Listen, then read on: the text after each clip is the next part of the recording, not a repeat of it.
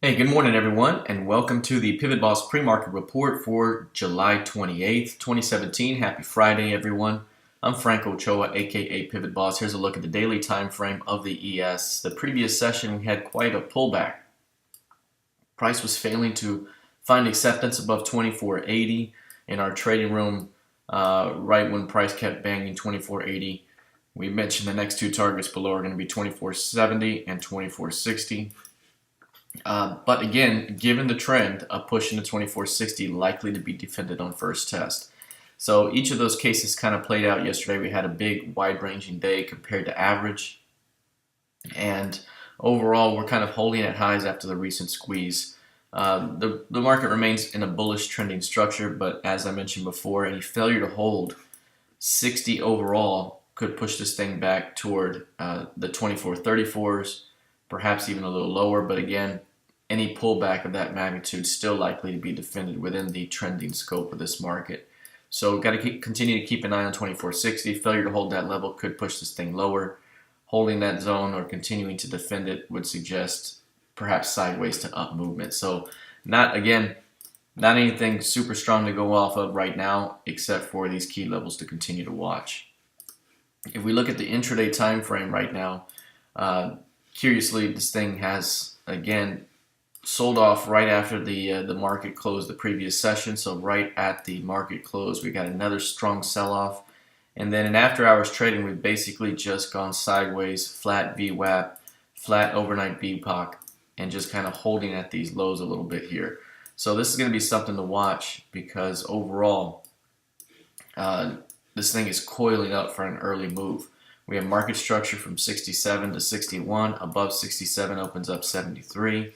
Perhaps a little lower, a little higher, and then below 61 here has the major 60 to 58 zone, which was yesterday's support. So that could be another opportunity to bounce it back up. So right now, just a little bit of market structure here to watch as we head into RTH. Let's take a look at crude oil. Here's a look at crude. One thing that's been evident with crude is its strength here lately. And again, I was one who was talking about the 43.76 as being an area to defend on the pullback. Also watching for a trap below 43.76 back here. But the market had traded in a much different way than it had before. There was much more movement and energy, pace and tempo. And right here we got really quiet and just kind of held. Building out a very narrow range. Eventually we got a big time breakout here. We've been holding day over day for the most part. Not really advancing overall, but still holding the 47.65 to 47.50 zone of support. We could still drop into that area and still find support for a push higher. So right now, again, 47.50 to 47.65 is kind of that key pivot zone.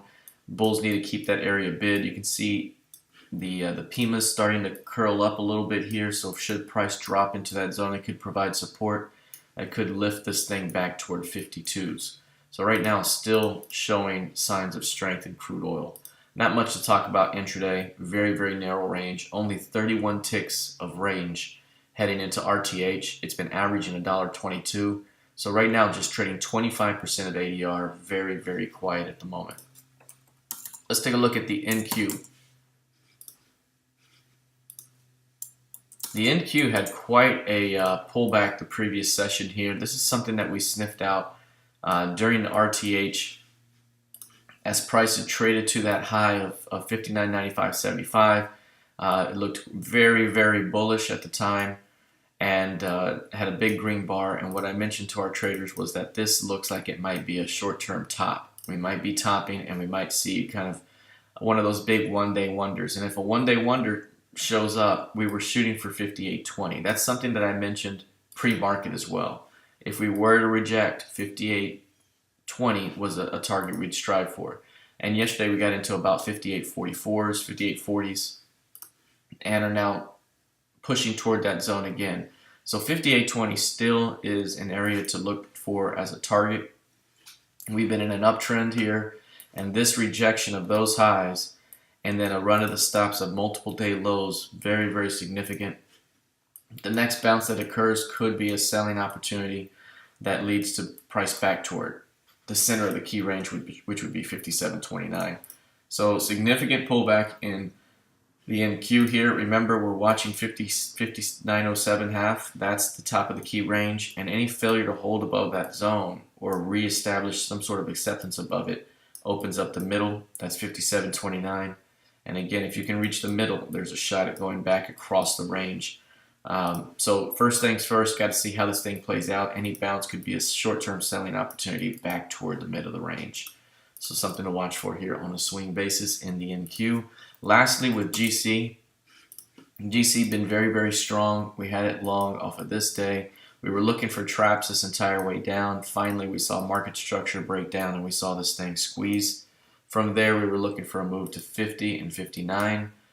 And again, what I mentioned before was this thing could chop a little bit around VPOC before we go higher, but any pullback could be a buying opportunity for another push. And so we've seen that kind of thing just remain very strong. We've seen failed new lows lead to squeezes, failed new lows, a squeeze, another failed low and a squeeze. So this thing remains bullish. We could be looking at 82 half very soon with a shot at watching 1300 be tested down the way. So this thing remains in a bullish trending structure.